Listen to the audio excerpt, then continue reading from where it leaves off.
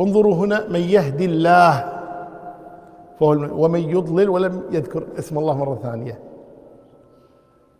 وهذا من باب الأدب مع الله تبارك وتعالى، أن الإنسان يذكره في الخير سبحانه وتعالى.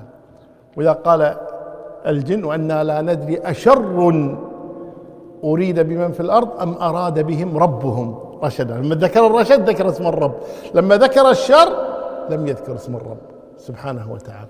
وكذلك صاحب موسى الخضر قال: أما الجدار، أو قبل الجدار قال: أما الغلام فكان أبواه مؤمنين فخشينا، فنسبه إلى نفسه. ثم قال: فأردنا أن يبدلهما ربهما خيرا منه زكاة وأقرب رحمة. فهو الذي قتل، نسب القتل إلى نفسه، مع أن الآمر الله.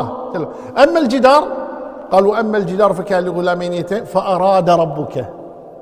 ذكر تأدبا مع الله تبارك وتعالى.